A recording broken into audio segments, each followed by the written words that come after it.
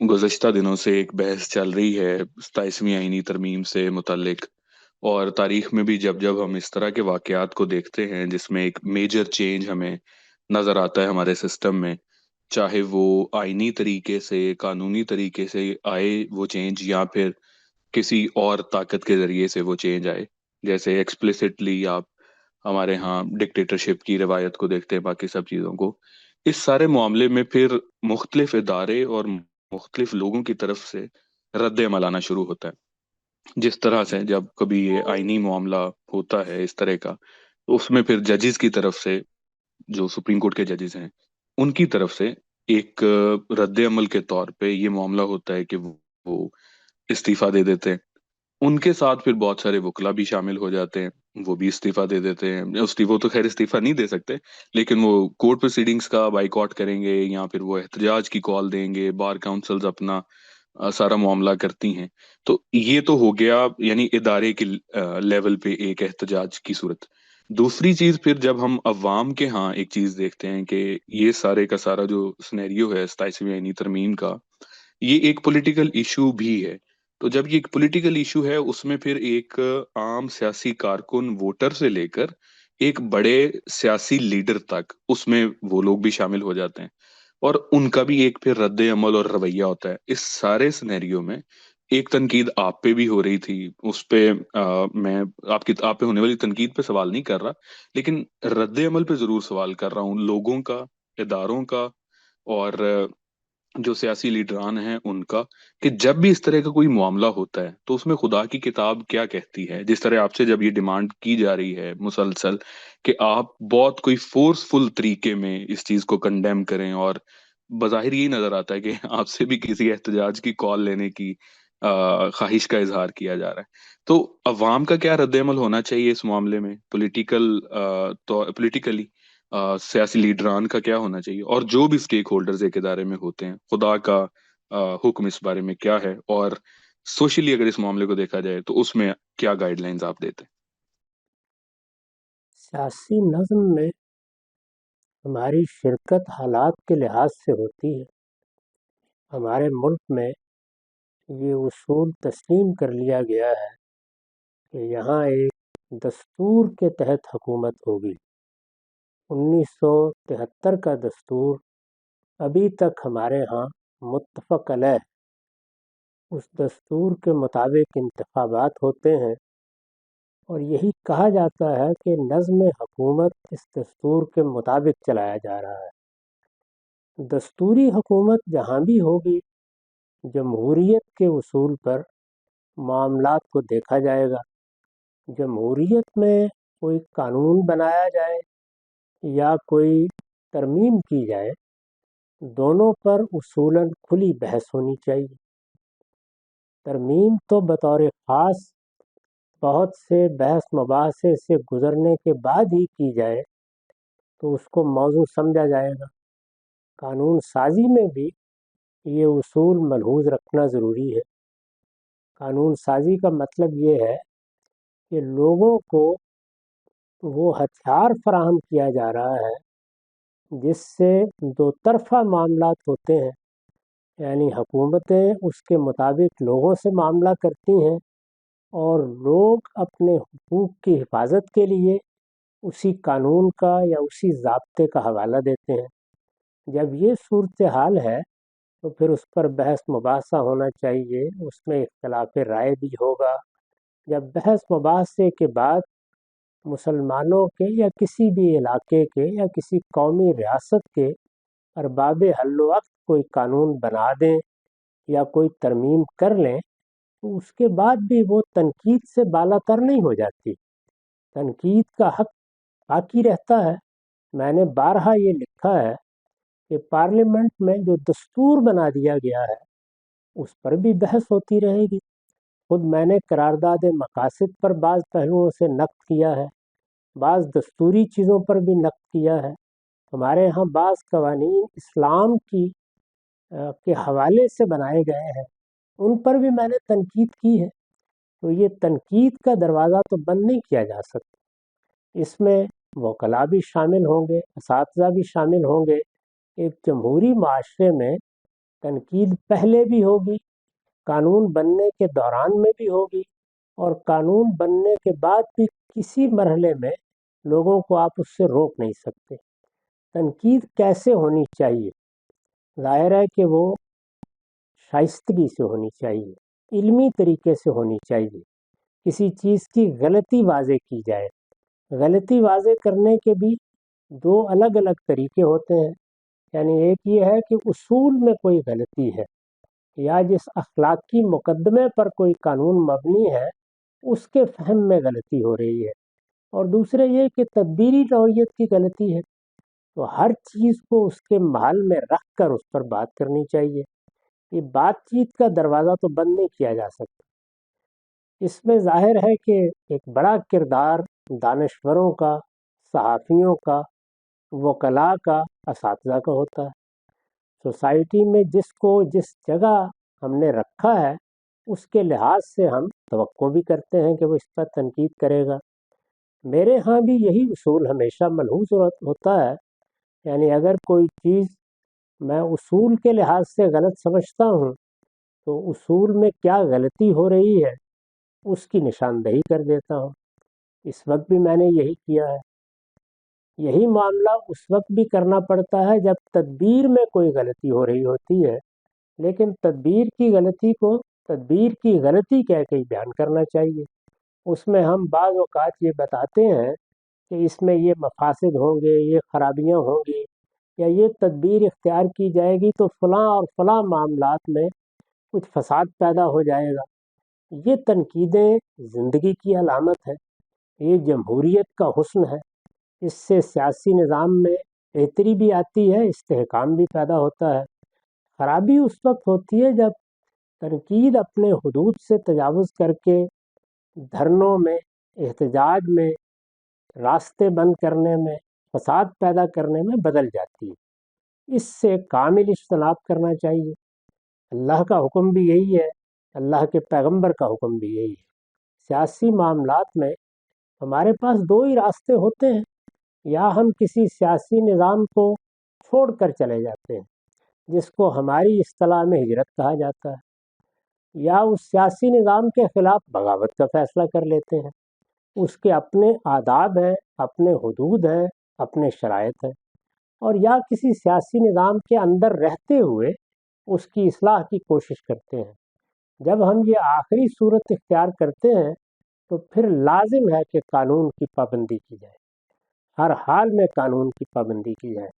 تو قانون بن گیا، ترمیم ہو گئی، اس قانون کے مطابق معاملات ہوں گے، ہمیں پورا حق ہے کہ ہم اس کی غلطی واضح کرتے رہیں۔ وہ اگر اصول کی غلطی ہے تو اصول کا جائزہ لے کے بتاتے رہیں، تدبیر کی غلطی ہے تو حالات کا جائزہ لے کر بتاتے رہیں۔ یہ بتانے کا کام بھی لوگ اپنے اپنے لحاظ سے کریں گے۔ ایک عالم ہو سکتا ہے کہ ایک مرتبہ ایک بات بیان کر دے اور بس اس پہ اکتفا کرے۔ ایک صحافی ممکن ہے کہ روزانہ اس پر کالم لکھ دے، ایک وکیل ممکن ہے کہ اپنی بار میں احتجاج تک نوبت پہنچا دے۔ یہ بھی ممکن ہے کہ کسی منصب پر فائز لوگ جب یہ دیکھیں کہ اس قانون کی غلطی اسی طرح واضح کی جا سکتی ہے کہ اس منصب کو چھوڑ دیا جائے، تو اس کا دروازہ بھی ان کے لیے کھلا ہے۔ اس میں ہر شخص سے ایک طرح کے رد عمل کی توقع نہیں کرنی چاہیے۔ تو اس ترمیم کے بارے میں نے کراچی میں تبصرہ کر دیا تھا اور بتا دیا تھا کہ اس وقت ہمارے ہاں فوج ہمارے ہاں اقتدار میں شامل ہو چکی ہے۔ اس نے شراکت اقتدار کا ایک غیر تحریری سا نظم اختیار کر لیا ہے، اس کے مطابق وہ معاملات کو چلا رہی ہے۔ ہماری فوج نے 2 بڑے پروجیکٹ بنائے تھے، وہ دونوں بدقسمتی سے ناکام ہو گئے۔ ان کی ناکامی کے بعد اب ان کا ملبہ سمیٹنے کا کام جاری ہے۔ اس کے لیے وقت چاہیے، وہ وقت بہرحال اسی نظام میں رہ کر حاصل کرنا ہے۔ نظام کے لحاظ سے تو ہر 5 سال بعد انتخابات ہو جانے ہیں، اور اگر پرانے نظم کو دیکھیں تو اس میں ہر 3 سال کے بعد فوج کے سربراہ کو تبدیل ہو جانا تھا۔ تو یہ صورتحال تشویش کا باعث بن رہی تھی۔ چنانچہ انہوں نے پھر بعض ترامیم کر کے، بعض تبدیلیاں کر کے، بعض تغیرات کر کے اپنے لیے اتنی مہلت حاصل کرنا چاہیے کہ جو ملبہ انہوں نے پیدا کیا ہے یا جو فساد کے بعد آثار باقی ہیں ان کو سمیٹا جا سکے. یہی بات میں نے کراچی میں کہی تھی، یہی بات میں اب کہہ رہا ہوں. اس میں ظاہر ہے کہ مجھے تو اپنے لحاظ سے ہی گفتگو کرنی ہوتی ہے. مجھے کوئی احتجاج نہیں کرنا، کوئی دھرنا نہیں دینا، مجھے کوئی لوگوں کے ساتھ باہر نکل کر نعرے نہیں لگانے.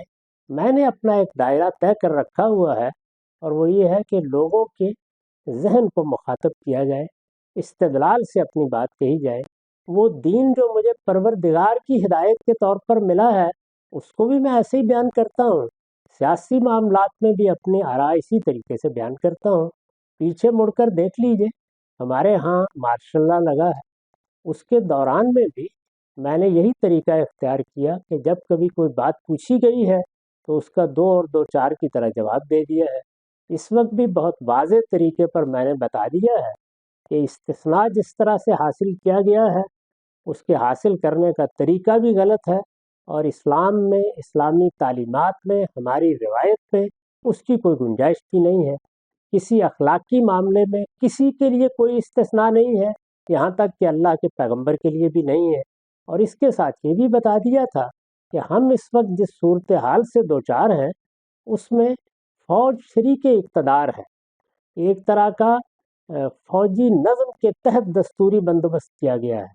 اس کو کوئی نام بھی آپ دینا چاہیں تو آپ دے سکتے ہیں. جیسے مثال کے طور پر جب بادشاہ سلامت کو کچھ اختیارات حاصل ہوتے ہیں تو ہم اسے کانسٹیٹیوشنل منارکی کہتے ہیں. تو اس طرح کا کوئی نام بھی آپ دے سکتے ہیں. اس نظم میں ہم جی رہے ہیں، یہ نظم ہمارے ہاں عملاً موجود ہے. یعنی اگر نظری لحاظ سے دیکھیں تو ایک دستور ہے، اس کے مطابق سب معاملات ہونے چاہیے، لیکن عملی صورتحال یہی ہے. اس عملی صورتحال میں سیاستدانوں نے بہت قربانیاں دی، انہوں نے مزاحمت کی ہے، انہوں نے اپنی حکومتیں گنوائیں، انہوں نے پھانسی کے تختے تک پہنچنا گوارا کیا. یہ سب ہوا ہے. اس کے بعد اب وہ بھی اس نتیجے پر پہنچے ہیں کہ اس طریقے سے دیوار کے ساتھ سر ٹکرانے کا کوئی فائدہ نہیں ہے. جتنا موقع ملتا ہے اس سے جو نفع حاصل ہو سکتا ہے حاصل کرنا چاہیے، جو خدمت ہو سکتی ہے انجام دینی چاہیے، اور تدریج کے ساتھ معاملات کو بہتر کرنے کی صحیح کرنی چاہیے. یہ بہت سے تجربات کے بعد انہوں نے طریقہ اختیار کیا ہے. میرے خیال میں اس کے سوا اب ان کے لیے کوئی چارہ کار بھی باقی نہیں رہ گیا. تاہم کوئی شخص اس سے اختلاف کر سکتا ہے، یہ بجائے خود تدبیر کے ذیل کی چیز ہے، اور تدابیر میں اختلاف ہوا کرتے ہیں. میرے بارے میں یہ مطمئن رہیے کہ مجھے جب تک کہ آپ ثابت نہیں کر دیں گے کہ یہ اصول کا کوئی مسئلہ ہے تو میں اس کو اصول کا مسئلہ نہیں بناؤں گا، اور تدبیر کے معاملات کو تدبیر کی جگہ سے اٹھا کر کسی دوسری جگہ نہیں رکھوں گا. اور یہ روزمرہ کی سیاسی نوعیت کی چیزیں، فلاں کا نام لے کر فلاں سے کچھ کہہ کے تبصرہ کرنا، یہ آپ جانتے ہیں کہ میں نے کبھی نہیں کیا. جب یہ سب ماضی کا حصہ ہو جائے گا تو پھر البتہ ہم اس کا ایک عمومی تجزیہ کر سکتے ہیں، اور وہ میں نے کیا بھی ہے. فوج کا بیانیہ آپ سن لیجئے، وہ ابھی زیادہ پرانی بات نہیں ہے، ابھی سال ڈیڑھ پہلے ہی کی بات ہے. اس میں نے بہت تفصیل کے ساتھ یہ بتایا ہے کہ ہم کس صورتحال سے اس وقت دوچار ہیں. جو اس وقت باقی دنیا کی صورتحال کو آپ دیکھتے ہیں، جس کی وجہ سے ایک اوپینین اس وقت پاکستان میں بھی، باقی دنیا میں بھی، پولیٹیکل سائنس کی اکیڈیمیا میں بھی، جو ہائبرڈزم کا ایک نعرہ بھی لگایا جاتا ہے، لوگ اسے پروموٹ بھی کرتے ہیں، بہت سارے دانشور ہیں وہ اس کو اون بھی کرتے ہیں، اور اس کی وہ دلیل یہ دیتے ہیں کہ پوری دنیا میں آپ دیکھیں کہ ڈیموکریسی کی وجہ سے کس طرح کے لیڈرز، کس طرح کا فاشزم سامنے آنا شروع ہوا ہے. تو اگر ڈیموکریسی ان چیزوں کو پیدا کرے گی تو پھر ڈیموکریسی نہیں ہونی چاہیے، پھر آپ کے پاس ہائبرڈزم ہی ہونا چاہیے، جس طرح کا ایک نظام پاکستان میں آ گیا. تو یہ جو دنیا کی صورتحال ہے اس میں رکھتے ہوئے پھر آپ کیا، آپ کچھ اس طرح کا ہم یہ کہہ سکتے ہیں کہ یہ ایک اسٹریٹجیکلی ایک اچھا نظام بن گیا ہے، یا آپ اس چیز کو بھی ڈس اون کریں گے اور ڈیموکریسی کو ہی ایٹ اینی کاسٹ، اس کے چاہے جتنے بھی نقصانات ہمارے سامنے آ رہے ہیں اسی کو آپ کہیں گے کہ قائم و دائم رہنا چاہیے؟ پچھلے 200-250 سال کا تجربہ یہ بتاتا ہے کہ جمہوریت میں اپنی اصلاح کے لیے میکنزم کی حد تک بہت سی چیزیں کار فرما ہیں. اس میں بار بار لوگوں کی طرف رجوع کرنے کا طریقہ اختیار کر لیا گیا ہے. یعنی ایسا نہیں ہے کہ ایک شخص کا آپ نے انتخاب کر لیا اور اب اس سے جان چھڑانے کی کوئی صورت نہیں ہے. ایک رو پیدا ہوئی اور اب بہرحال اسی کو زندگی بھر بھگتنا پڑے گا. یہ آپ دیکھتے ہیں کہ ڈیموکریسی میں صرف یہی نہیں مانا گیا کہ لوگوں کے پاس فیصلے کے لیے جائیں گے. یہ میں بارہا عرض کر چکا ہوں کہ یہ فیصلے کے لیے کیوں جاتے ہیں، اس کے سوا کوئی راستہ نہیں ہے. یعنی اگر پرامن طریقے سے فیصلے کرنے ہیں تو پھر یہ نظم کیوں بنایا گیا ہے؟ سیاسی نظم لوگوں کے لیے بنا ہے، لوگوں نے بنایا ہے. انسان چونکہ اپنے ارادہ و اختیار کو غلط استعمال کر کے لوگوں کے لیے مسائل پیدا کرتا ہے تو یہ نظم بنانا پڑا، اس کو اختیارات دینے پڑے. ہم اپنے کمائے ہوئے مال سے اس کے لیے حصہ ادا کرتے ہیں. یہ سب انسان نے اپنی ضرورت کے لیے کیا ہے. لیکن کیا صرف اتنا ہی کیا ہے کہ لوگ انتخاب کر لیں؟ بہت کچھ اور بھی کیا ہے. میں بھی عرض کر رہا تھا کہ مدت مقرر کی، ہر 5 سال بعد 4 سال بعد ہم لوگوں کے پاس دوبارہ جائیں. بالواسطہ طور پر نظام کو چلانے کے طریقے اختیار کیے ہیں، وہ بھی اسی مقصد سے ہیں. یعنی یہ کہ ایک انتخاب ہوگا، اس سے جو لوگ وجود پذیر ہوں گے وہ پھر اگلے مرحلے کا انتخاب کریں گے. یہ چیزیں بھی مختلف ملکوں میں مختلف صورتوں میں اختیار کی گئی ہیں. اسی طرح کا معاملہ خود نظام کے اندر رکھا گیا ہے. مثلا یہ کہ سارا اقتدار ایک جگہ نہیں ہوگا، بلکہ اس کو عدلیہ، مقننہ اور انتظامیہ میں تقسیم کر دیا جائے گا. یہ تقسیم اقتدار بھی اسی مقصد سے ہے کہ چیکس اور بیلنسز کا اہتمام کیا جاتا رہے. یعنی چیزیں بے لگام نہ ہوں، بے مہار نہ ہو جائے. اس طرح کے بہت سے اقدامات کیے گئے ہیں.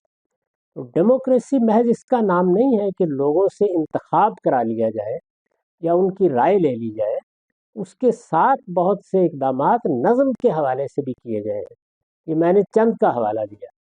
امریکی دستور میں آپ دیکھیے ایک مزید اہتمام یہ کیا گیا ہے کہ کسی ایک شخصیت کو 8 سال سے زیادہ کا موقع نہیں دیا جائے گا، یعنی 2 مرتبہ. ظاہر ہے کہ یہ بھی کس لیے کیا گیا ہے؟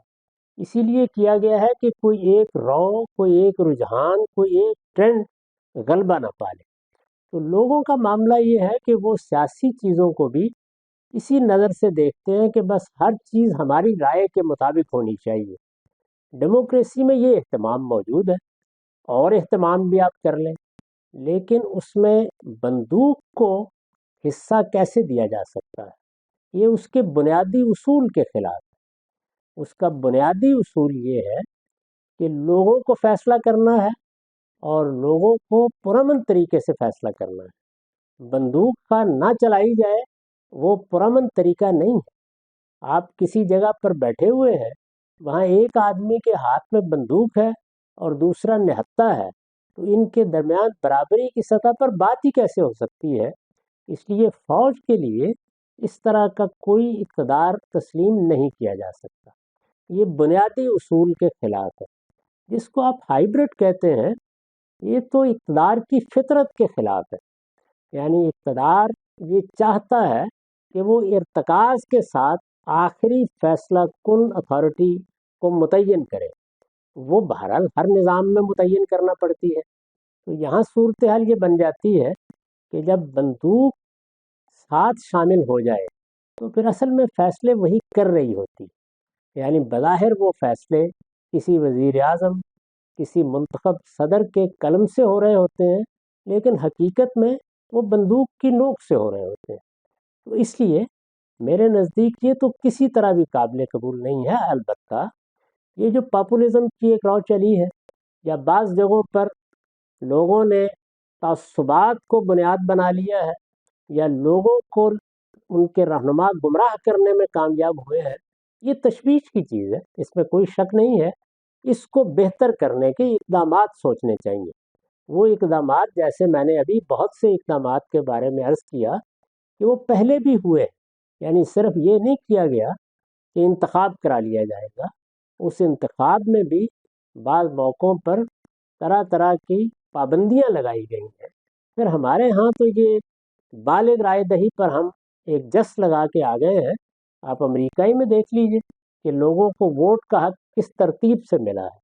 ہمارے ہاں خاص طور پر ابھی بہت سے مراحل طے ہونے ہیں، تو اس وجہ سے سیاسی نوعیت کی چیزوں کے حصول کے لیے اہداف مقرر کیے جاتے ہیں اور تدریج سے آگے بڑھا جاتا ہے۔ میرا نقطہ نظر اس میں بہت مختلف ہے۔ میرے نزدیک دو طرح کی چیزیں ہو رہی ہیں۔ ایک وہ ہے جہاں ویسٹ منسٹر قسم کی جمہوریت قائم ہو گئی تھی، یورپ کے بہت سے ملکوں میں، امریکہ میں اسی نوعیت کی جمہوریت قائم ہو گئی تھی، اس نے اپنا سفر طے کر لیا تھا، لیکن جو لیڈرشپ پیدا ہوئی وہ در حقیقت نئے افکار نے پیدا کی تھی۔ نئے افکار کی بنیاد پر جو لیڈرشپ پیدا ہوئی اس نے اپنا زمانہ گزار لیا۔ اب جس طرح سے آپ کے ہاں ایک ابال سا آتا ہے یا سیلاب اٹھتا ہے تو پھر معاملات درست جگہ پر جاتے ہیں۔ تو سوسائٹی کہاں تھی، معاشرے کہاں کھڑے تھے، وہ کس مرحلے سے گزر رہے تھے، ان سب چیزوں کو ایک جگہ پہ آنا ہے۔ وہ جگہ پہ آتے آتے اس زمانے میں داخل ہو گئے ہیں جہاں بحثیت مجموعی نظم میں تبدیلیاں متوقع ہیں۔ یعنی جو نظم بنایا گیا تھا دوسری جنگ عظیم کے بعد وہ اپنی مدت پوری کر چکا ہے۔ تو سیاسی نظم میں یہ سارے مراحل آئیں گے، جس طرح بادشاہت میں، آمریت میں یہ مراحل آ جاتے ہیں، اس طرح جمہوریت میں بھی آئیں گے۔ تو یہ دیکھنا چاہیے کہ ہم اپنے نظام میں کیا چیزیں پیدا کر سکتے ہیں، ان پر بحث ہونی چاہیے، ان کی روشنی میں تبدیلیاں کرنی چاہیے۔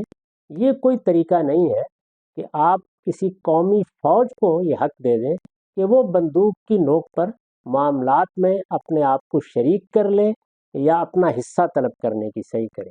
رائے تو ہر ایک سے لی جا سکتی ہے، وہ دنیا کے ہر نظام میں لی جاتی رہی ہے۔ بادشاہ سلامت بھی 12 سپہ سالار کو بلا کر پوچھتے ہی ہیں، یہ سب چیزیں ہوتی ہیں، لیکن آخری فیصلہ کس کے پاس ہے؟ وہ حقیقی طور پر لوگوں کے منتخب نمائندوں کے پاس ہونا چاہیے۔ یہ چیز اصول اخلاق کے لحاظ سے بھی ناگزیر ہے۔ یعنی آخر کسی کو حق کہاں سے ملتا ہے کہ وہ لوگوں کے معاملات کا فیصلہ کرے؟ اگر آپ غور کریں تو یا حق وہ اس کائنات کے خالق کو ہے، اس لیے کہ اس نے یہ سب مخلوقات بنائی ہیں، اور یا پھر خود مخلوقات کو ہے کہ وہ اپنے بارے میں طے کر لیں۔ اس میں کسی فرد کو، کسی خاندان کو، کسی خاص جماعت کو یہ حق پیدائشی طور پر حاصل ہے، نہ یہ کسی الہام کے طور پر حاصل ہوا ہے۔ بہرحال لوگوں کے دینے ہی سے کسی کو حق ملے گا۔ تو میرے نزدیک ہائیبرڈ نظام کی تو کوئی گنجائش نہیں ہے، البتہ نظام میں تقسیم کار کیسے ہو، مزید چیکس اور بیلنسز کیسے پیدا کیے جائیں، اس طرح کے پاپولزم کو روکنے کے لیے کیا اقدامات کیے جائیں، وہ ضرور زیر بحث رہنے چاہیے، اور یہی در حقیقت سیاسی معاملات میں صحیح رویہ ہوتا ہے۔ اس طرح کا نظم جو ہمارے ہاں بنا ہے یہ ناگزیر ہے کہ اب ہم اس کو جس طرح چاہیں ڈی جورو تو کیا ڈی فیکٹو قبول کیے رکھیں، لیکن اس کو بھی تبدیل ہو کر اسی جگہ پر جانا ہے۔ یہ آپ کے علم میں ہے کہ سقیفہ بنی ساعدہ میں جب انصار نے کہا تھا کہ منا امیر و منکم امیر، ایک ہمارے ہاں سے منتخب کر لیا جائے مسلمانوں کا سربراہ ایک قریش میں سے، تو سیدنا عمر نے اس کے جواب میں یہ کہا تھا کہ یہ تو ایک نیام میں دو تلواریں رکھنا ہے، یہ نہیں ہو سکتا۔ تو ہائیبرڈ نظام سے زیادہ بدترین نظام زمین پر کوئی نہیں ہوتا۔ یہ وقتی طور پر آپ کو کچھ حفاظت فراہم کر دیتا ہے، اور اس وقت کی صورتحال میں شاید استقرار کے قاعدے پر ناگزیر بھی ہو گیا ہو، لیکن یہ کوئی چیز نہیں ہے۔ اس کو ہر حال میں ایک جمہوری نظام اور جمہوری اصولوں پر قائم نظام کے تحت ہونا چاہیے، اور یہی ہم سب کا ہدف بننا چاہیے۔ اس میں البتہ ہنگامہ کرنا، احتجاج کرنا، اس میں نظم و نسق کو ہاتھ میں لینا، اس میں قانون شکنی کرنا، قانون کو بہتر بنانے کے لیے خود قانون کو ہاتھ میں لینا، یہ سب چیزیں فساد سے تعبیر کی جائیں گی۔ ہمارے دین میں اس کے لیے کوئی گنجائش نہیں ہے۔ ہم اپنی بات کہیں گے، استدلال کے ساتھ کہیں گے، قانون کے مطابق کوئی کام کرنا ہوگا تو کریں گے، لوگوں کے لیے کوئی تنگی پیدا نہیں کریں گے، کوئی اختلال و انتشار پیدا نہیں ہونے دیں گے۔ اپنی بات البتہ استدلال کے ساتھ کہتے رہیں گے، جتنی ہمت ہوگی ہر وقت کہتے رہیں گے، ہر موقع پر کہتے رہیں گے۔ قرآن مجید میں جس طرح سے قلب کی طرف سوچنے سمجھنے کے عمل کو منسوب کیا گیا ہے، اسی طرح سے فؤاد کا ذکر بھی ہے اور اس کی جمع افئدہ۔ میں یہ پوچھنا چاہ رہا ہوں کہ یہ اس کی حقیقت ہے، اور کیا یہ انسانی کی کوئی انڈیپینڈنٹ فیکلٹی کے طور پہ بیان ہوا ہے، یا پھر دل یا قلب ہی کے معنی میں یہ لفظ استعمال ہوا؟ دونوں لفظ کم و بیش ہم معنی ہے۔ قلب کا لفظ عموم رکھتا ہے، فواد خاص طور پر اس موقع پہ بولا جاتا ہے جب دل میں یا قلب میں کسی چیز کا وفور ہو جائے، یعنی بعض اوقات معمول کے معاملات معمول کے طریقے پر اور معمول کے درجہ حرارت پر انجام پا رہے ہوتے ہیں، لیکن ہمارا قلب کیفیات سے گزرتا ہے، اس میں کبھی عقل کا وفور ہوتا ہے، کبھی اخلاقی احساس کا وفور ہوتا ہے، کبھی کسی جذبے کا وفور ہوتا ہے۔ تو یہ وفور کی کیفیت جب پیدا ہوتی ہے تو بالعموم اس کے لیے پھر فواد کے لفظ کو ترجیح دی جاتی ہے۔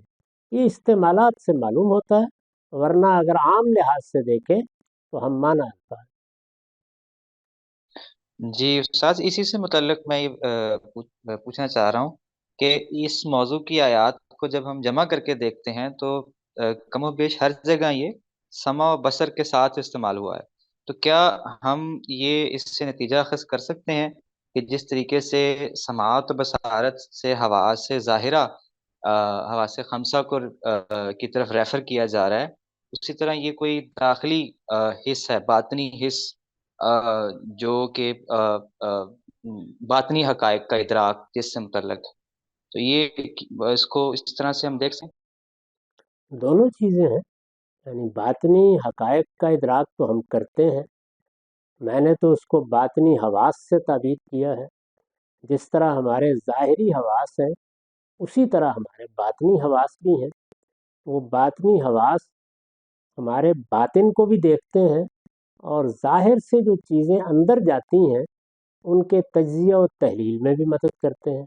تو یہ ایک ایسا عمل ہے جو بالکل الگ الگ نہیں ہوتا، یعنی آنکھیں اگر کسی چیز سے دوچار ہوتی ہیں تو وہ تصویر ہمارے اندر منتقل ہوتی ہے، اس کو معنی کیا کون دیتا ہے؟ ظاہر ہے وہ ہمارا باطن ہی دیتا ہے۔ تو باطن اور ظاہر میں اس نوعیت کی تفریق ممکن نہیں ہے۔ یہ صحیح ہے کہ خارج کی دنیا سے ہمارا تعلق سمع و بصر کے ذریعے سے ہوتا ہے، اور ہمارے داخل سے ہمارا تعلق ہمارے باطنی حواس، یا اس کو آپ فواد کے لفظ سے بھی تعبیر کر سکتے ہیں، اس سے ہوتا ہے۔ لیکن جو علم وجود میں آتا ہے وہ بہرحال ان کے تعامل سے وجود میں آتا ہے، یعنی دونوں مل کے کام کرتے ہیں اور اس کے بعد علم وجود میں آتا ہے۔ علم پر میں نے لکھا بھی ہے کہ اس میں جو اصل حکم ہے یا اصل فیصلہ ہے وہ ہمارے اندر سے صادر ہوتا ہے۔ باہر تو اشیاء ہیں یا افعال ہیں، یا سادہ لفظوں میں کہیے کہ باہر مادہ ہے، اس میں قوت کا ظہور ہے، لیکن یہ کہ ان کو معنی کیا چیز دیتی ہے، ان میں امتیاز کیا چیز پیدا کرتی ہے، ان کو الگ الگ دیکھ کر ان کے اوصاف و خصائص کون متعین کرتا ہے، وہ ظاہر ہے کہ ہمارا باطن متعین کرتا ہے۔ تو اس لیے ان کا تعامل اسی طرح جاری رہتا ہے، اسی سے علم وجود پذیر ہوتا ہے۔ ہیں؟ جو آپ فرماتے ہیں کہ قرآن مجید میں خدا بولتا ہوا نظر آتا ہے، تو یہ کیا ایک قاری کا ایک سبجیکٹیو ایکسپیرینس ہے، یا اس کو ایک آبجیکٹیو اسٹینڈرڈ کے طور پہ بھی ہم دیکھ سکتے ہیں؟ دیکھیے، ہم جب کسی بھی کلام کو پڑھتے ہیں تو کلام کے اندر مصنف کی شخصیت بولتی ہے، یہ ہر کلام میں ہوتا ہے۔ جب بھی کبھی کوئی شخص آپ کو خطاب کر کے بات کرے گا، ایک تو یہ ہے کہ غیر متعلق ہو کر کوئی تحریر لکھی جائے۔ غیر متعلق ہو کر جو تحریریں لکھی جاتی ہیں وہ تو اسپاٹ تحریریں ہوتی ہیں جو عام طور پر فنی علوم کو بیان کرتی ہیں، لیکن جب کوئی خطاب کر کے آپ سے بات کرتا ہے تو جتنی تحریریں بھی آپ پڑھ لیں، خواہ وہ کسی شخص نے فکشن کے طور پر لکھی ہوں یا کوئی خطابی چیز ہو یا کوئی اپنا پیغام پہنچانا چاہتا ہو، ایسی سب تحریروں میں ہر صاحب ذوق مصنف کی شخصیت کو بولتے ہوئے محسوس کرتا ہے۔ تو یہ اس پس منظر میں کہا گیا ہے کہ جیسے ہم وہاں میسیج کے پیچھے، پیغام کے پیچھے، اسلوب کے پیچھے، انداز گفتگو کے پیچھے ایک شخصیت کا ادراک کرتے ہیں، تو قرآن کو جب آدمی پڑھتا ہے تو اگر وہ قرآن مجید کے ساتھ ساتھ چلتا رہے تو پھر اس کو خدا بولتا ہوا محسوس ہوتا ہے۔ یہ ہر جگہ ہوتا ہے، ہر خطاب میں ہوتا ہے، اسی طرح ہر اس تحریر میں ہوتا ہے جو کسی کو مخاطب کر کے کوئی پیغام دینا چاہتی ہے۔ تو ظاہر ہے کہ قرآن مجید پروردگار عالم کی طرف سے آیا ہے، تو اگر آدمی کا ذوق ہو تو وہ اس میں خدا کو بولتے ہوئے محسوس کر لیتا ہے۔ یعنی یہ محسوس کرنے کا عمل ہے جس میں کچھ ریاض کرنا ہوگا۔ ایسے نہیں ہے کہ آپ فعال کی طرح کھولیں، نہیں، آپ اس کو پڑھیں، بار بار سنیں، تو پھر آپ کے احساسات میں یہ چیز منتقل ہوگی۔ یہی معاملہ ہماری آپ کی تحریروں میں بھی ہوتا ہے، اس میں بھی مصنف تک رسائی کے لیے اس تحریر کے ساتھ ایک مناسبت پیدا کرنا پڑتی ہے، تو پھر وہ چیزیں جو ہم نے پہلی مرحلے میں محسوس نہیں کی ہوتی وہ ہمارے محسوسات کے سامنے آنا شروع ہو جاتی ہیں۔ اس کو میں نے ان لفظوں میں بیان کی۔ بنی اسرائیل نے بچڑے کو معبود بنایا تو اس کے بعد اللہ تعالیٰ نے ان کو یہ سزا دی کہ دنیا ہی میں ان کے قتل کا فیصلہ کیا گیا۔ سورہ اعراف میں اللہ تعالیٰ اسی معاملے سے متعلق یہ فرماتے ہیں کہ کیونکہ انہوں نے یہ کام کیا ہے تو ان کو اللہ کا غضب دنیا میں بھی ذلت سے یہ دوچار ہوں گے۔ اور اس کے آگے پھر یہ ہے کہ جن لوگوں نے برے کام کیا اور ان کے بعد توبہ کر لی اور ایمان لائے تو تیرا پروردگار یقیناً بخشنے والا ہے۔ تو یہاں پر مولانا اصلاحی نے یہ نوٹ لکھا ہے کہ جن لوگوں نے دنیا میں توبہ کر لی اس عمل کے بعد ان کو بخش دیا گیا یا ان کو اوپر یہ سزا کا نفاذ نہیں کیا گیا۔ تو استاذ آپ ان آیات سے یہی مطلب اخذ کرتے ہیں کہ ان کو دنیا میں چھوڑ دیا گیا، یا اس توبہ کا تعلق آخرت کے ساتھ ہے اور دنیا میں سبھی کے اوپر اس سزا کا نفاذ کیا گیا؟ میں نے اپنی رائے اپنی کتاب البیان میں لکھی ہوگی، اس میں اگر میں نے یہ صراحت کی ہے تو مجھے پڑھ کے سنا دیجیے، اور اگر ایسا نہیں کیا تو اس کا مطلب یہ ہے کہ میں اس کو اس معنی میں نہیں لوں۔ اور استاذ آپ نے مولانا اصلاحی کی جو یہ جملے ہیں یہ تو صراحتاً نہیں لکھے ہیں، اس لیے آپ سے یہ پوچھنا پڑا ہے مجھے۔ جب میں کوئی جملہ نہیں لیتا تو اس کا مطلب یہی ہوتا ہے کہ مجھے اس سے اتفاق نہیں ہے۔ استاذ بات واضح ہو گئی، اس کو پھر اس پیرائے میں بھی سمجھا دیں کہ جب رسول اللہ صلی اللہ علیہ وسلم کے سامنے جن لوگوں نے دوبارہ ارتداد اختیار کیا وہ اگر دوبارہ سے توبہ کر لیتے تو ان کو تو معاف کر دیا جاتا تھا دنیا میں ہی، یعنی قرآن میں بھی اسی طریقے سے سورہ توبہ میں بیان ہے کہ اگر یہ ایمان لائیں اور توبہ کر لیں تو ان کو بخش دیا جائے گا، یا آپ نے بھی جو مرتد کی سزا کی بحث ہے اس کو اسی طریقے سے سمجھایا بھی ہے۔ تو یہاں حضرت موسیٰ علیہ السلام کی قوم کے جو لوگ تھے ان کو پھر دنیا میں معافی کیوں نہیں دی گئی اگر وہ توبہ کر لیں؟ یہ کیسے معلوم ہوا کہ یہ سارا معاملہ کس طرح ہوا؟ ظاہر ہے اسی طرح ہوا ہوگا جیسے اللہ کا قانون ہے، یعنی لوگوں کو تنبیہ کی گئی ہوگی، ان میں سے بعض نے فوراً اپنی غلطی کا اعتراف کر لیا ہوگا، بعض نے اس پر اصرار کیا ہوگا۔ تو یہ سارے معاملات جتنے ہیں ان کو علم و عقل کی روشنی میں دیکھنا چاہیے۔ انسانی زندگی میں معاملات ایسے ہی پیش آتے ہیں، لہٰذا اس کو تصریح کے ساتھ بیان کرنے کی بھی کوئی ضرورت نہیں۔ استاذ پھر تو یہ وہی بات سمجھ میں آئی کہ جیسے مولانا اصلاحی لکھ رہے ہیں کہ اگر ان کو تنبیہ کی گئی اور ان میں سے جنہوں نے توبہ کر لی تو ان کو پھر دنیا میں معاف کر دیا گیا ہوگا، یہی بات سمجھ آئی آپ کی اس بات سے؟ نہیں، دیکھیے، ایک ہے کہ ان الفاظ سے کیا مطلب نکلتا ہے، ایک یہ ہے کہ کسی معاملے کے علم و عقل کی روح سے کیا پہلو ہوتے ہیں۔ تو جو عقلی مضمرات ہیں ان کو بیان کرنے کی ضرورت نہیں ہوتی، یعنی قرآن مجید نے جو اصول بیان کر دیے ہیں ہر جگہ وہ اصول کار فرما ہوں گے۔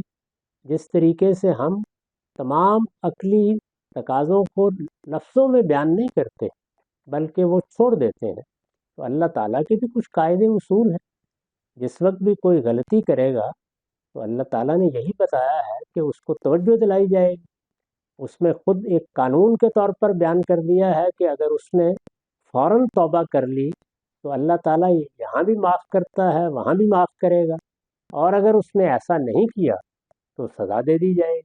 پھر یہ کہ کون سی توبہ قبول کرنی ہے کون سی قبول نہیں کرنی، اس میں بھی حالات کے لحاظ سے دیکھا جاتا ہے۔ دنیا میں اس کے کچھ قرائن ہوتے ہیں جو دیکھے جاتے ہیں اور بعض اوقات معاف کر دیا جاتا ہے، بعض اوقات معاف نہیں کیا جاتا۔ قیامت میں بھی بالکل اسی طرح ہوگا۔ یہ علم و عقل کے مسلمات ہیں، تو میں جس پہلو سے اس بات کو لیتا ہوں وہ اس سے ذرا مختلف۔ استاذ یہ بات بھی واضح ہوئی ہے. اس میں ایک چیز آپ سے اور پوچھنی ہے اسی موضوع سے متعلق کہ اگر کسی کو تنبیہ کی گئی ہوگی، جیسے آپ کہہ رہے ہیں کہ جو ایک نارمل طریقہ کار ہے اللہ تعالیٰ جو اختیار کرتے ہیں، تو اگر پیغمبر نے تنبیہ کی بھی ہوگی تو یہ تو بہت ایک عجیب غیر عقلی سی بات لگتی ہے کہ کچھ لوگ اس کے باوجود بھی ایک بچڑے کی عبادت کے اوپر قائم رہے ہوں گے اور جان دینا تک انہوں نے قربان کر لیا، مطلب قبول کر لیا ہوگا. ادروائز تو ہونا یہ چاہیے کہ اگر کسی کو تنبیہ کی جائے، پیغمبر کے معجزات بھی وہ دیکھ چکے ہیں، تو پھر تو وہ فوراً پلٹ آئیں. لیکن دیکھا یہی گیا ہے کہ ان کو سزا کا نفاذ ہوا ان کے اوپر. تو یہ کیسا ایمان تھا اتنا مضبوط کہ بچڑا کے اوپر ایمان بھی رکھ رہے ہیں اور قتل ہونا بھی قبول کر رہے ہیں؟ یہی صورتحال قریش کو بھی پیش آئی. یعنی 50 دن کی مہلت دی گئی تو ایسا تو نہیں ہوا کہ سب کے سب ایمان لائے. بعض لوگوں نے اصرار بھی کیا، بعض لوگ اس موقع پر بھی ماننے کے لیے تیار نہیں ہوئے، اگرچہ ان کی تعداد انتہائی کم رہ گئی، ان کو سزا دی گئی. تو اس لیے یہ اتنا خلاف عقل کیسے ہو گیا؟ یعنی اگر جو خیر و شر کی کشمکش میں سب سے پہلا واقعہ ہے، اس میں ابلیس نے بالکل یہی کام کیا. تنبیہ بھی ہو گئی، اللہ تعالیٰ نے براہ راست بات بھی کی، اس کے باوجود اصرار کیا اس نے. تو انسان بھی اسی طرح کی ایک مخلوق ہے جیسے جنات ہے. چنانچہ ان میں سے کوئی چیز بھی مستبد نہیں ہے. چیزوں کی تعیین کرنے کا طریقہ قرآن اختیار نہیں کرتا، عام اصول ہے. اب اس میں معاملات کس طرح پیش آئے، یا قرآن مجید کا یہ اجمالی بیان ہے یا ہمارے پاس تورات ہے. پھر یہ کہ تنبیہ کرنے کے معاملے میں بھی یہ دیکھا جاتا ہے کہ لوگوں کا عمومی رویہ کیا ہے، وہ کہاں تک کسی جرم کا ارتکاب کر چکے ہیں. رسالت مآب صلی اللہ علیہ وسلم ہی کے بارے میں دیکھ لیجئے. یعنی بعض لوگوں کے بارے میں آپ نے اعلان کر دیا کہ ان کو تنبیہ بھی نہیں کی جائے گی، وہ اگر کعبے کے پردوں سے جی لپٹے ہوئے ہوں گے تو وہاں بھی مار دیے جائیں گے. اس کا مطلب یہ ہے کہ بعض اوقات جرم کا ارتکاب اس درجے میں ہوتا ہے یا کچھ لوگ اس طرح جرم کے سرخیل بن جاتے ہیں کہ ان کے لیے یہ گنجائش بھی نہیں ہوتی. تو یہ سب معاملات جزا و سزا میں ہمیشہ ہم دیکھتے ہیں. ایسا ہوتا ہے کہ ہمارے پاس بھی کوئی آدمی غلطی کر کے آتا ہے تو ہم اس کو معافی مانگنے کا بعض اوقات موقع دیتے ہیں، اور بعض اوقات اس کے جرم کی نوعیت دیکھ کر یہ کہتے ہیں کہ اب تمہارے لیے معافی کی بھی کوئی گنجائش نہیں ہے. تو یہ جتنے معاملات بھی ہوتے ہیں وہ جیسے ہماری دنیا میں ہوتے ہیں، جیسے اللہ تعالیٰ نے اس کے قوانین بیان کیے ہیں، اسی طرح ہر موقع پر ہوئے ہوں گے. یہی خیال کرنا چاہیے. یہ جیسے بر صغیر کی تاریخ میں ہم دیکھتے ہیں کہ امتناع نظیر اور امکان نظیر کی ایک بحث شروع ہوئی، اور پھر وہ آگے جا کر کسب باری تعالیٰ تحت القدرت ہے یا نہیں ہے یہاں پر منتج ہوئی. تو ایک فرقہ یہ کہتا ہے، ایک گروہ یہ کہتا ہے کہ اللہ تعالیٰ معاذ اللہ، یا کیا کہیں ان کا جو بھی کلامی ایک بیان ہے، کہ وہ اس کو تحت القدرت لیتے ہیں کہ اللہ تعالیٰ اپنے وعدوں کے خلاف کر سکتا ہے، اس کو اس کی قدرت ہے، لیکن وہ ایسا کرے گا کبھی نہیں. ایک دوسرا فرقہ کہتا ہے کہ نہیں، یہ تحت القدرت ہی نہیں ہے کہ اللہ تعالیٰ اپنے وعدوں کے خلاف کر سکے. تو ایک کی بات سے اللہ تعالیٰ کی قدرت کو خاص طور پہ وہ سامنے رکھتے ہیں، دوسرا کہتا ہے کہ نہیں، جھوٹ بولنا بڑی بری بات ہے، تو آپ اس کو خدا سے متعلق کیسے کر رہے ہیں. تو اس باب میں ذرا سمجھا دیں کہ آپ اس کو کس نظر سے دیکھتے ہیں. میرے نزدیک یہ بھی بہت سادہ بات ہے. اللہ تعالیٰ نے جب یہ فرمایا کہ ان اللہ علی کل شیء قدیر، یا یہ فرمایا کہ ان اللہ بکل شیء علیم، تو ظاہر ہے کہ یہ علم اور یہ قدرت دونوں اسی طرح ہے جیسے وہ ہمارے پروردگار کی شایان شان ہونی چاہیے. اس کو اپنے طریقے سے ان مفروضوں میں ڈالنے کی کوئی ضرورت نہیں ہے. ہر وہ چیز اللہ کی قدرت میں ہے جس کا اس کی قدرت میں ہونا اس کے شایان شان ہے، اور ہر اس چیز سے وہ واقف ہے اور اس کا علم رکھتا ہے جس کا علم رکھنا اس کے شایان شان ہے. ہم بندوں کا کام اللہ تعالیٰ کے بارے میں اس طرح رائے قائم کرنا ہے، یہی طریقہ اختیار کرنا چاہیے. ایسی چیزیں یا اس طرح کے بیانات کبھی مطلق نہیں ہوتے، وہ اپنے ساتھ حدود و قیود لیے ہوئے ہوتے ہیں، اور وہ حدود و قیود ہمیشہ متعلقین کے حوالے سے ہوتے ہیں. جب ہم یہ کہتے ہیں کہ مجھے پوری قدرت ہے کہ میں فلاں معاملہ کروں، تو ظاہر ہے کہ وہ میرے لحاظ سے بولا جا رہا ہے. جب اللہ تعالیٰ کے حوالے سے یہ بات کی جاتی ہے تو یہ چیزیں اللہ کے شایان شان ہیں، ان کو ایسے ہی لینا چاہیے. استاذ پھر اس کا اطلاق کر کے جب یہ کہا جاتا ہے کہ اللہ تعالیٰ اس پر قادر ہے کہ چاہے تو تمام نیک لوگوں کو جہنم میں ڈال دے، لیکن وہ کرے گا نہیں ایسا اپنی مرضی سے، تو پھر کیا یہ جواب یا یہ بات کہنا درست ہوتا ہے؟ میں نے پھر عرض کیا آپ کی خدمت میں کہ یہ جتنی چیزیں ہیں یہ اپنی طرف سے کوئی کہہ کیسے سکتا ہے. اللہ تعالیٰ کی قدرت انہی چیزوں سے متعلق ہے جن سے متعلق اس کے شایان شان ہے کہ وہ ہو، اور اللہ کا علم بھی انہی چیزوں سے متعلق ہے تو اس کے شائن شان ہے کہ وہ ہو۔ جی، سوال اصل میں ایک خاتون کا ہے، وہ کافی پریشان ہے۔ اصل میں ان کو ام، خدا تعالیٰ کے حضور جواب دہی کا بہت احساس ہے، اور والد کے ساتھ ان کا جو رویہ رہا ہے اس سے وہ کافی مطلب وہ تلافی بھی نہیں کر سکتی اس کی۔ تو وہ پوچھے، یہ سوال شاید انہوں نے پہلے بھی پوچھا ہے، لیکن وہ کلیئرٹی ان کو حاصل نہیں ہوئی ہے جواب سے، تو اس کی وجہ سے وہ بہت زیادہ ایک اضطراب میں آ، مطلب رہتی ہیں۔ تو اصل میں انہوں نے جیسے مجھ سے کہا کہ بہت گزارش کی، میں ویسے ہی سوال آپ کے سامنے آپ کی خدمت میں رکھ رہا ہوں۔ وہ یہ ہے کہ ایک ویڈیو میں کسی نے آپ نے ایک مرتبہ کہا ہے کہ غفلت میں کیے گئے گناہ توبہ سے معاف ہوتے ہیں، ٹھیک ہے جی، لیکن سرکشی اور عمدن اگر ہم نے گناہ کیے ہیں تو توبہ کی گنجائش نہیں ہوتی۔ اس کی مثال انہوں نے دی ہے جی سورہ نساء میں، جہاں قتل میں قتل عمد کی صورت میں ابدی جو ہے جہنم کی وعید ہے، ہمیشہ جہنم میں رہنے کی بات کہی گئی ہے، خدا کے غضب کی بھی اور اس کی لعنت کی بھی۔ اسی طرح سے آگے وہ یہ پوچھتی ہیں کہ اگر سرکشی کے لیے توبہ کی گنجائش نہیں ہے تو توبہ کا فائدہ نہیں ہے، ان کے گناہ کبھی معاف نہیں ہوتے۔ لیکن ایک دوسری ویڈیو میں اسی سے متعلق ایک سوال میں آپ نے فرمایا کہ وہ والد کی زندگی میں مثلاً وہ معافی نہیں مانگ سکی، اور آپ نے فرمایا کہ سرکشی جو ہے وہ قابل معافی نہیں ہے اگر اس کی توبہ یعنی توبہ نہ کی جائے اور تلافی نہ کی جائے، اور یہ کہ والد کی انتقال کی صورت میں ان کے اخلاق سے اچھا سلوک کر کے تلافی کر لیں۔ تو ان دونوں باتوں میں انہیں تضاد محسوس ہو رہا ہے، جس کی وجہ سے کلیئرٹی ان کو حاصل نہیں ہو رہی ہے۔ تو جیسا کہ آپ حقوق اللہ اور حقوق العباد ان کو ڈیوائیڈ بھی کرتے ہیں، تو حقوق العباد کا گناہ جو ہے قتل عمد یعنی اس سے معاف نہیں ہوتا، مثلا توبہ سے بھی معاف نہیں ہوتا، کیونکہ اس کی تلافی ممکن نہیں ہے۔ تو سرکشی میں کیے گئے جو بد زبانی ہے، بد کلامی ہے، بدتمیزی ہے، اس کے گناہ، یہ گناہ کیسے معاف ہوگا جبکہ دوسرے آدمی کی موت ہو گئی ہے؟ اس پر آپ یعنی کچھ فرمائیں کہ کیا اصل میں اس کی کیا صورت بنتی ہے؟ ہمارے درمیان جو اطلاق کا رشتہ پیدا ہوتا ہے ہم سب انسانوں کے درمیان، اس کی سب سے بڑی مشکل ہی یہ ہے کہ اس میں چیزوں کو اس کے محل پر نہیں رکھا جاتا، اور جب محل پر نہیں رکھا جاتا تو بالعموم لوگ تضادات کی فہرست ترتیب دیتے ہیں۔ یہ قرآن مجید کے ساتھ بھی ہو رہا ہے۔ دیکھیے ملحدین نے کیا کیا فہرستیں بنا رکھی ہیں، روایات میں بھی ایسے ہی ہوتا ہے، چنانچہ تطبیق کے اصول قائم کرنے پڑے ہیں لوگوں کو۔ سادہ سی بات ہے، ہر چیز کا ایک محل ہے۔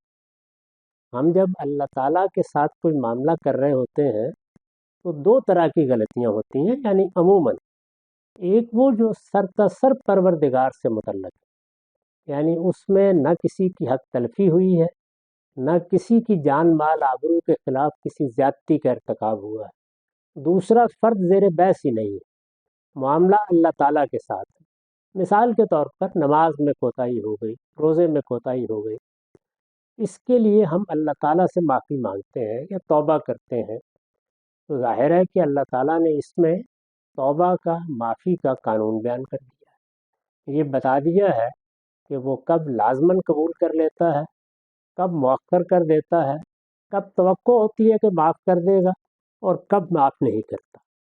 یہ سب باتیں بیان کر دی ہیں۔ اسی ذیل میں اپنے ایک حق کا ذکر کیا ہے کہ اگر کسی نے جانتے بوجھتے شرک کا ارتکاب کیا اور پھر توبہ کیے بغیر دنیا سے رخصت ہو گیا تو یہ ناقابل معافی جرم بن گیا۔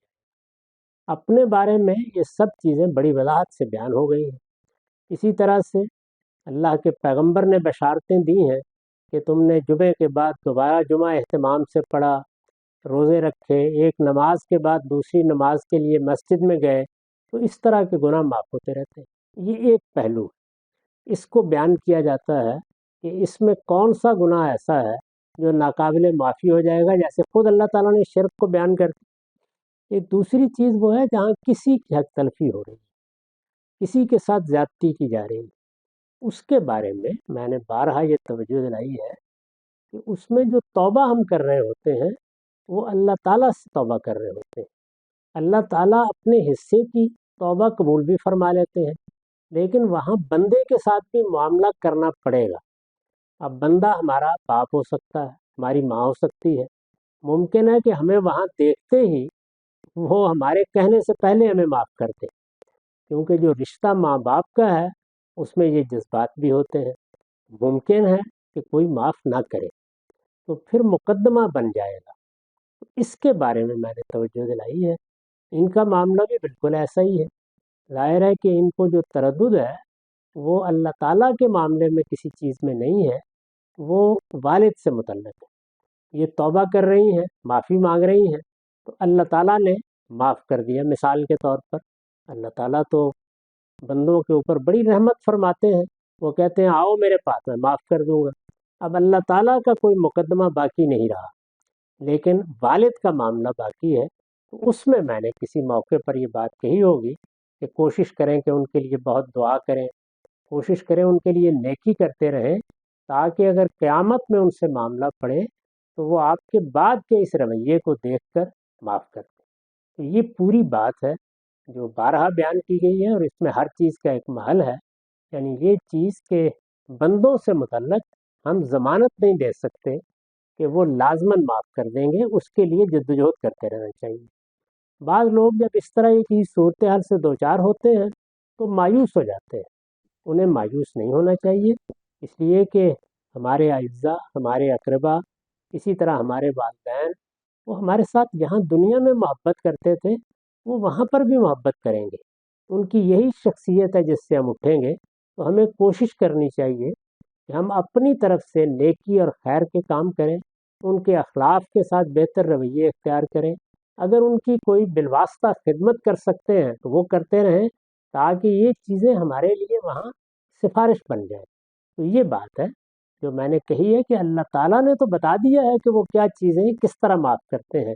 बंदों के बारे में कुछ कहा नहीं जा सकता कि वहाँ वास्ता पड़े तो वो क्या चीज़ करें। चुनांचे रसूलुल्लाह ने भी यही फरमाया कि बंदों से मुतल्लक तो फिर लेन देन होगा, और लेन देन में हमारे पास देने के लिए नेकियां होंगी और उनके पास लेने के लिए।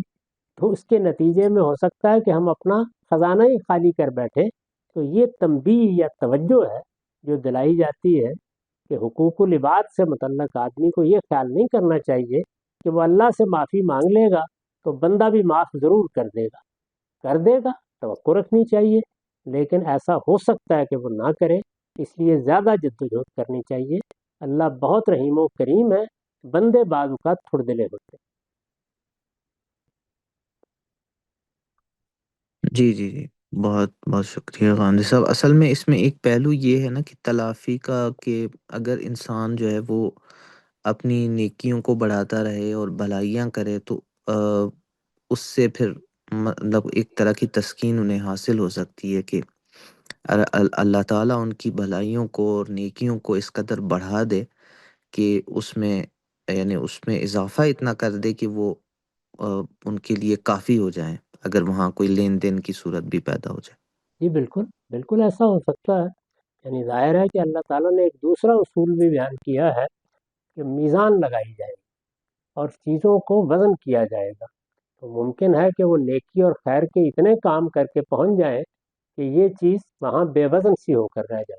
इसका पूरा इम्कान है। तो इसी वजह से मैंने अर्ज़ किया कि ये ज़मानत तो नहीं दी जा सकती कि वालिद ज़रूर माफ़ कर देंगे, लेकिन तवक्को यही है कि वो मोहब्बत की निगाह से देखेंगे। जिस तरह यहाँ मोहब्बत करते थे वहाँ पर भी उसी तरह रद्द-ए-अमल ज़ाहिर करेंगे। और अगर बहुत नेकियां की हैं, बहुत खैर के काम किए हैं, तो पूरा इम्कान है कि वो पलड़े को इतना भारी कर दें कि ये चीज़ें बेमानी होकर रहें। मैं माज़रत चाहूँगा कि मैं अगर आपकी बात सही तरह नहीं समझा। मैं मकामात मैंने पढ़ना शुरू किया आजकल। मेरी एक क्या कहते हैं, आपकी बहस की तरतीब मुझे समझ नहीं आ रही।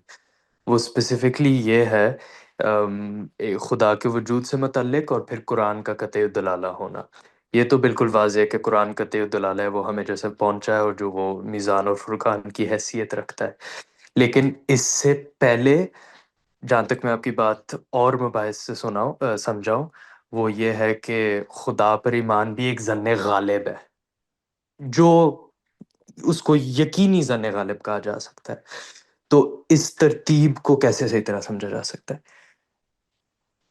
اللہ تعالیٰ پر ایمان کئی درجات میں ہوتا ہے۔ جس وقت ہم عقلی مقدمہ قائم کرتے ہیں تو ایک خالق کا اس بات کرتے ہیں، یہ چیز تو یقینی ہے، یعنی ہمارے شعور کی ساخت میں کوئی فعل فاعل کے بغیر متصور ہی نہیں ہو سکتا۔ لیکن وہ خالق کون ہے؟ ظاہر ہے کہ اس میں تمام نقطہ نظر کا انسان مطالعہ کرتا ہے، اور پھر ظن غالب کے درجے میں وہ کسی پیغمبر کی بات قبول کرتا ہے، کسی فلسفی کی بات قبول کرتا ہے۔ یہ پہلا مرحلہ ہے۔ یہ چیز علم یقین کے درجے میں پھر بتدریج پہنچتی ہے، کسی کے ہاں پہنچ جاتی ہے، کسی کے ہاں نہیں پہنچتی۔ تو یہ علم الیقین کے درجے پر پہنچنے کا معاملہ کبھی قرآن مجید کے بار بار مطالعے سے ہوتا ہے، کبھی چیزوں پر بہت گہرائی میں جا کر غور کرنے سے ہوتا ہے، کبھی انسان کو جو احوال پیش آتے ہیں ان سے ہوتا ہے۔ وہ اپنے پروردگار سے ایک زندہ تعلق پیدا کرتا ہے، اس تعلق میں جواب ملتا ہے۔ اس طرح کے بہت سے تجربات اس کو علم الیقین تک پہنچا دیتے ہیں۔ علم الیقین بھی بہرحال علم الیقین ہی ہوتا ہے، وہ عین الیقین نہیں بن جاتا۔ تو میں نے جو بات بیان کی ہے وہ یہ ہے کہ جو پہلا مرحلہ ہے، یعنی یہ کہ ظن غالب ہو گیا، تو اللہ تعالیٰ کے ہاں یہ بھی قبول کر لیا جائے، یعنی یہ بات ہے جو کہی گئی۔ بہت شکریہ، بالکل واضح ہو گیا، اور اس سے متعلق ہو جاتا ہے عین الیقین کا۔ جیسے کچھ جگہ قرآن میں سورہ انفطار فار ایگزامپل آتا ہے کہ وما ادراک ما یوم الدین، وما ادراک ما یوم الدین۔ اس میں اس کو یہ میرے ذہن میں یہ لنک پیدا ہوتی ہے، لیکن میں جاننا چاہ رہا ہوں کہ اس کا جو اسلوب ہے، کیا یہ غصے کا اسلوب ہے، کیا یہ ترسنے کا اسلوب ہے کہ تمہیں کیا ہی یہ بات کیا چیز سمجھا سکتی ہے، یا بتاؤ کون سی چیز سمجھاتی ہے؟ اس کو ذرا کہ کہتے ہیں اگر آپ کلیریفائی کریں، کیونکہ بہت سارے مختلف جگہوں میں مجھے مختلف چیزیں مل رہی ہیں۔ جی، یہ اسلوب کئی پہلوؤں سے اختیار کیا جاتا ہے عربی زبان میں، یعنی کبھی محض متوجہ کرنے کے لیے، کبھی کسی چیز کی عظمت کی طرف توجہ دلانے کے لیے، کبھی اس کی ہولناکی کی طرف توجہ دلانے کے لیے۔ تو یہ مختلف مقامات پر مختلف پہلوؤں سے ہوتا ہے۔